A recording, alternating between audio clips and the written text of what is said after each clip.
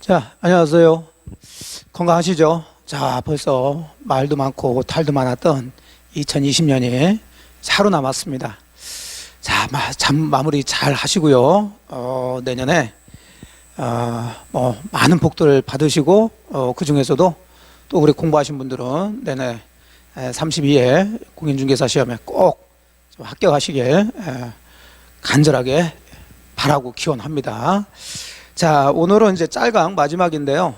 이제 물권법 파트에 중요한 부분도 많이 있습니다. 많이 있지만은 그래도 조금 더 중요한 것들 중심으로 해가지고 몇 가지 제가 11월, 12월 과정 정리를 좀 해드린다고 그랬고요.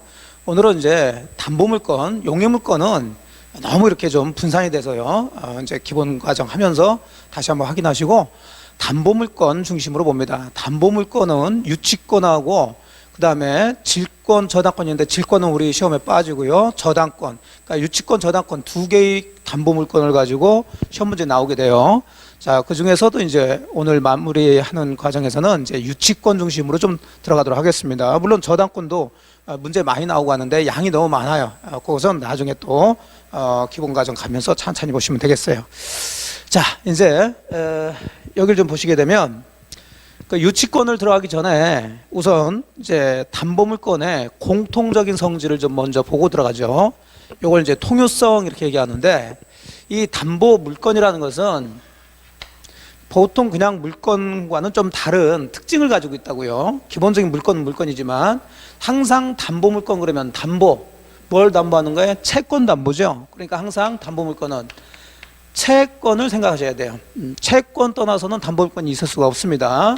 그럼 채권과 이 담보물권의 관계는 일단 어떤 관계냐? 자, 똑같은 권리지만 요게 주인이고 요게 종이에요. 주된 권리, 종된 권리, 주종관계에 있습니다. 자, 그러면 우리 민법 배우다 보면 항상 이제 뭐 주된 계약, 종된 계약, 주된 권리, 종된 권리, 주된 물건, 종된 물건에서 주종관계에 있는 게 있는데 그 주종관계에 있는 것들은 기본적인 원리가 자, 두 가지 특징을 기본으로 가지고 있어요. 바로 이 부종성과 수반성이죠. 자, 부종성이라는 것은 종에 해당되는 것은 주인과 운명을 같이 한다 그 얘기죠. 종은 주인에 의존한다는 얘기예요. 이걸 부종성이라고 그럽니다.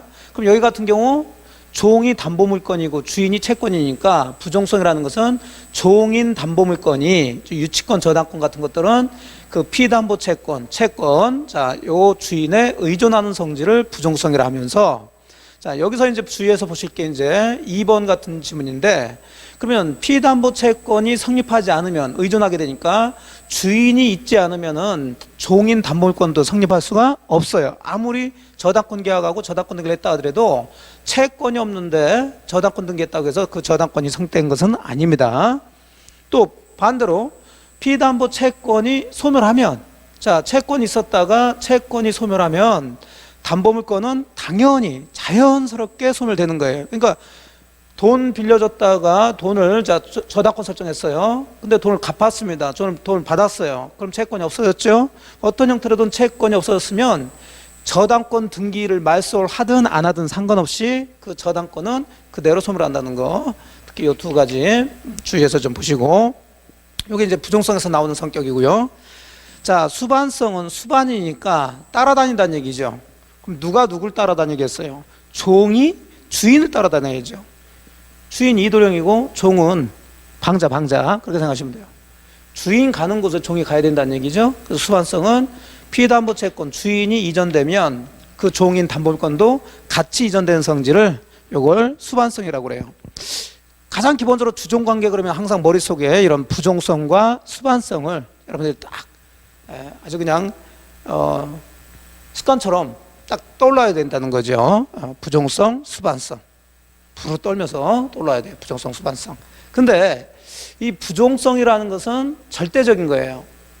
종된 것은 주된 거에 의존할 수밖에 없는데 이 수반성은 항상 그렇다는 건 아니에요. 일반적으로 그렇다는 얘기지 항상 그런 건 아니라는 거죠. 절대적인 것이 아니라는 거예요. 그러니까 아무 얘기 없으면 채권 넘어가면 그걸 담보하는 종된 권리인 담보물권도 같이 이전되는 게 일반적이지만, 자, 동그라미 2번 보시게 되면 이 담보물권의 수반성이라는 것은 절대적인 것은 아니라는 거죠. 따라서 주인, 채권을 담보물권 종과 분리해서 양도할 수는 있어요. 주인이 있고 항상 주인, 종 생각하시면 돼요. 지금이야 뭐 주인, 종 없지만 주인이 지금 채권이란 말이죠. 종이 지금 담보물권이에요. 그러면 주인 가는 곳에 채권 따라간다, 이게 수반성인데 항상 그런 건 아니고, 자, 이도령 가는데 방자 있어야 되겠죠. 하지만 이도령이 자, 춘향이하고 만나가지고 좋은 시간을 가지려고 그러는데 방자가 쫓아와가지고 멀뚱멀뚱 쳐다보고 있으면 별로 안 좋겠죠. 그러니까 이도령이 자, 방자 보고 넌 그대로 있어라, 나만 가겠다 할 수 있단 말이에요, 주인은. 그러니까 채권, 피담보 채권을 담보물권과 분리해서 이것만 양도할 수 있어요. 자, 그럼 채권을 양수받은 사람은 만일에 저당권이 있다 그러면 저당권도 같이 양수받는 게 일반적이겠지만 자기네들끼리 난 채권만 양수받고 저당권 양수받지 않겠다, 그럴 수 있다는 거죠. 그러면 이 담보물권인 저당권은 담보할 주인이 없으니까 그대로 없어져 버립니다. 그러면 채권 양수한 사람은 무담보 채권을 양수받는 거죠. 뭐 당사자가 그렇게 하고 싶다고 그러는데 뭐 굳이 담보물권이 넘어갈 이유는 없다. 그런데 반대로 자, 주인은 종과 분리해서 갈 수 있지만 종이 주인과 분리해서 다른 데 갈 수는 없다는 얘기예요. 그렇죠? 반대는 안 된다는 거예요. 그러니까 담보물권을 채권과 분리해서 양도할 수 있다, 그럼 틀린 얘기죠. 특히 저당권에서 문제가 이제 그런 얘기가 나오는데, 저당권을 채권과 분리해서 다른 사람에게, 타인에게 양도할 수 있다, 그럼 틀린 얘기가 되는 거죠. 그건 안 돼요. 하지만 채권은 저당권과 분리해서 양도할 수가 있어요. 주종관계에 항상 생각하시면 들어가시면 돼요. 자, 3번이 그러나 담보물권을 피담보 채권과 분리해서 양도할 수는 없다. 그럼 어디가 주인이고 어디가 종인 건지 그것만 정확하게 잡으시면 되는 거죠. 항상 기본적으로 주종관계 그러면 두 가지, 부종성, 수반성 잡으시고, 자, 이 불가분성이라는 것은 뭐 주종관계하고는 이제 관련이 없지만은 어쨌든 채권과의 관계입니다. 담보물권이라는 것은 채권을 확실하게 확보하기 위해서 나오는 게 담보물권인데, 그러면 이 채권, 예를 들어 1억을 빌려줘서 어느 부동산에 저당권이라는 담보물권을 취득했는데, 자, 이 채권을 담보하기 위해서 종된 권리인 저당권이 있단 말이에요. 그럼 이 1억 전부 다 갚았다든지 1억이 없어져 버렸다면 저당권도 같이 없어져 버리지만, 만일에 채무자가 이 1억 중에 한 5천만 원만 갚았다, 그럼 채권이 전부 없어진 게 아니라 반으로 줄어들었죠. 그렇다고 해서 이 채권 담보하기 위한 저당권도 이 부동산 중에 반에만 미치냐, 그 얘기죠. 이렇게 나눠지냐, 그 얘기인데 나눠질 수 없다는 거예요. 채권이 전부 변제될 때까지 이 담보물권의 효력은 그 부동산 전부에 미칩니다. 이런 걸 불가분성, 가분은 나눌 수 있다는 얘기인데 나눠지지가 않는다는 거예요. 그래서 채권 전부 변제가 있을 때까지 목적물 전부에 대해서 담보물권 효력이 미치는 것을 불가분성이라 한다. 가볍게 보시면 돼요. 일단 부종성, 수반성, 불가분성, 이런 것들이 기본적인 담보물권의 가장 기본적인 공통적인, 모든 담보물권의 공통적인 성질이에요. 자, 그 다음에 또 하나의 공통적 성질로 물상대위성이라는 것을 얘기하게 되는데, 이 물상대위라는 것은 말뜻 그대로 저당권의 목적물 대신 나오는 보상금에 그 저당권의 효력이 미친다.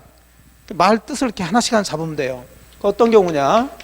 자, 갑의 건물에 똑같이 1억을 빌려주고 저당권을 설정했을 때, 자, 이게 채권이고 피담보 채권이라고 그러죠. 그 다음에 저당권의 목적물이 이 A라는 건물이란 말이에요. 그럼 저당권의 목적물이 A라는 건물로서 나중에 1억을 못 갚으면 A 건물을 경매처 가서 거기서부터 나오는 경매대금으로부터 후순위권자보다 또는 일반 채권자보다 먼저 배당받아갈 수 있는 게 이 저당권의 가장 강력한 효력인데, 만일에 이 건물이 자, 불에 타서 없어져 버렸다. 그러면 건물 자체가 없으니까 어쨌든 저당권도 물권이죠. 그럼 물권은 물건에 대한 권리인데 물건이 없으면은 물건이 있을 수가 없어요. 그러면 이 저당권도 없어지는 게 원칙입니다. 자, 없어지는 게 원칙인데 만일에 이 건물 소유자인 갑이 그 전에 이 건물에 대해서 화재보험을 들어놔서 자, 건물은 불타 없어졌지만 이 건물 대신 보험회사에서 화재 보험금이 나온다면, 자, 그러면 이 보험금은 바로 이 저당권의 목적물인 건물 대신 나온 거죠.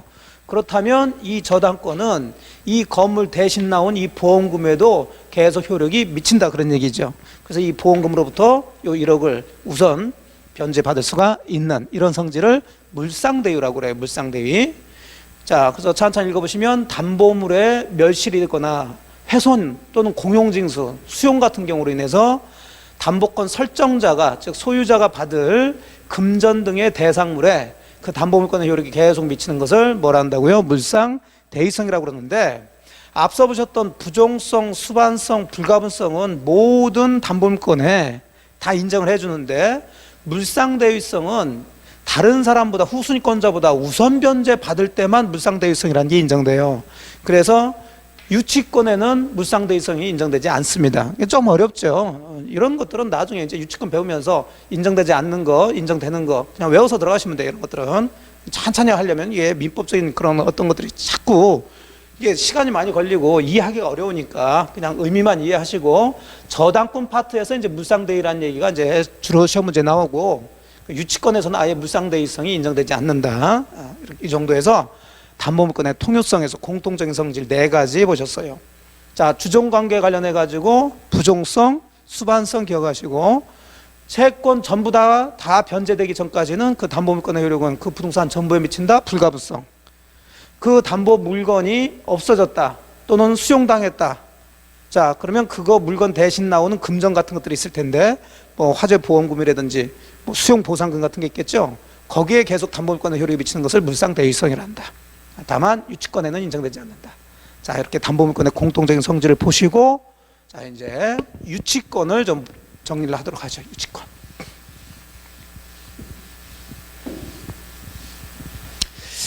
자, 유치권은 뭐 수업 시간에 말씀드린 것처럼 이건 서로 계약에 의해서 발생하는 게 아니죠.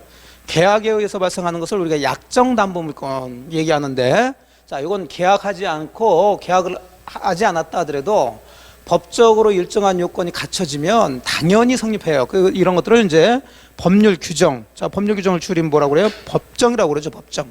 그래서 이것을 법정 담보물권이라고 그럽니다. 그러니까 유치권은 뭐 현실에서 많이 있죠. 가장 대표적으로 여러분들은 뭐 세탁소에 세탁물을 맡겼다. 그럼 세탁비 안 주면은 세탁소 주인은 여러분의 옷이지만 돌려주지 않죠. 유치하는 거예요. 유치권을 행사하는 거죠. 그다음에 제가 수업 시간에 항상 뭐 예를 든 거, 여러분들이 운전하시다가 자, 자동차 고장났다. 카센터에 맡겼어요. 그럼 카센터 그 자동차 수리비를 주지 않으면 카센터에서도 당연히 여러분의 자동차 주지 않죠.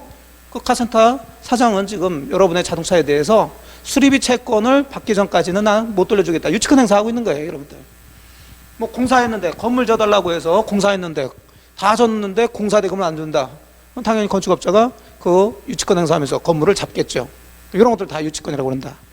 자, 그럼 유치권이 성립되기 위해서는 법률 규정에 의해서 성립되는 거니까 유치권의 개념을 정확히 잡으셔야 돼요. 의미는 이해하셨으니까. 자, 그러면 법조문에 그대로 나와 있는데 제가 여기 지금 의의에서 노란 선으로 된 걸 좀 잘 기억하셔야 돼요. 일단 유치권은 타인의 물건을 점유하고 있어야 돼요. 자, 세탁소 주인이 여러분의 세탁물을, 카센터 사장이 여러분의 자동차를, 건축업자가 자, 그 도급 계약을 한 그 건물 소유자 거 건물을, 자, 남의 물건을 유치권의 목적물로 하는 거지, 유치권자가 자기 물건을 유치해서 돌려주지 않겠다. 그건 말도 안 되는 소리죠. 타인 물건을 자, 유치를 해야 되니까, 유치한다는 것을 돌려주지 않겠다는 얘기니까 점유를 해야 된다고요. 자, 그런 사람은 채권이 문제가 되는데, 뭐 돈 빌려주고 돈 안 갚는다고 해서 유치권 행사할 수 있는 게 아니라 그 점유하고 있는 물건에 관해서 생긴 채권이어야 돼요.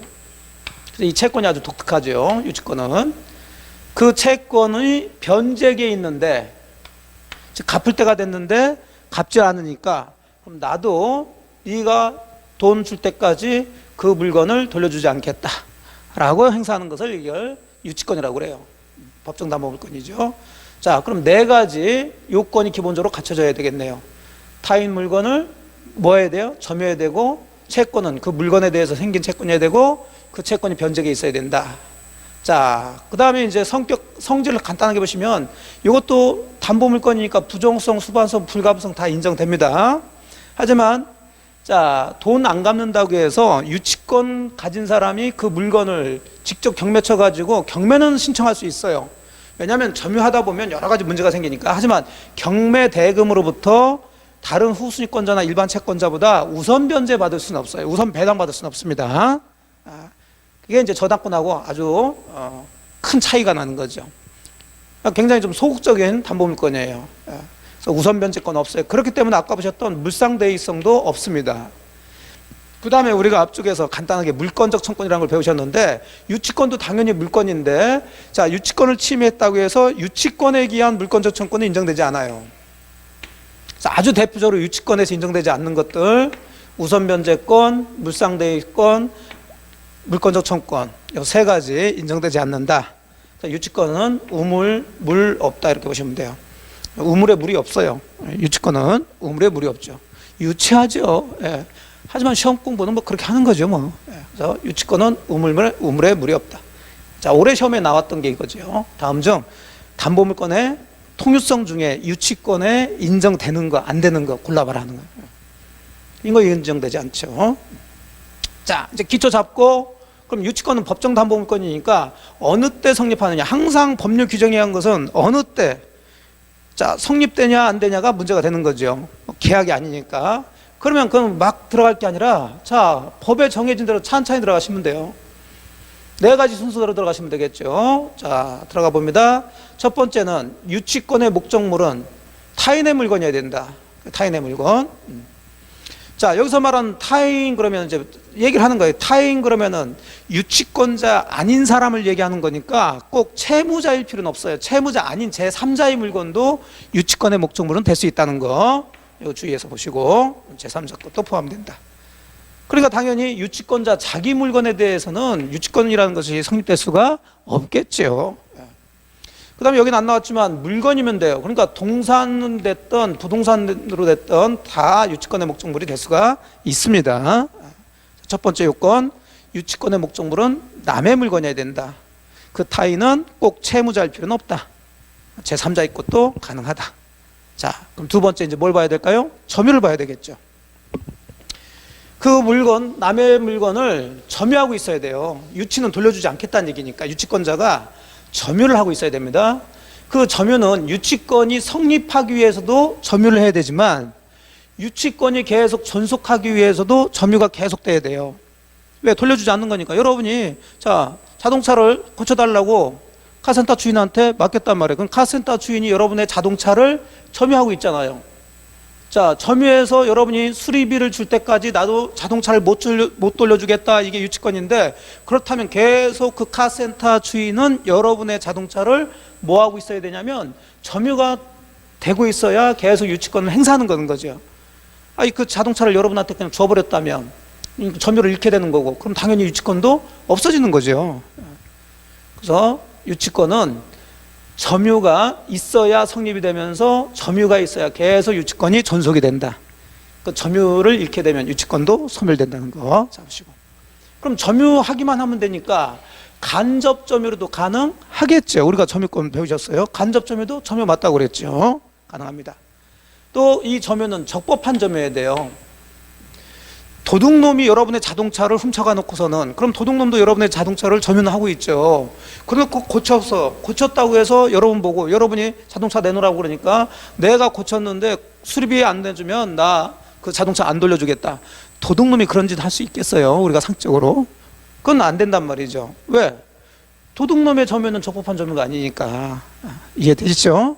적법한 점유에 돼요. 점유에 대해서. 이 간접 점유는 또 이제 문제되는 게 하나 있는데, 그건 나중에 이제 보도록 해요. 찬찬히 계속 얘기하지만 뼈대를 찬찬하게 잡으시고 거기다 살을 살살 붙여주면 됩니다.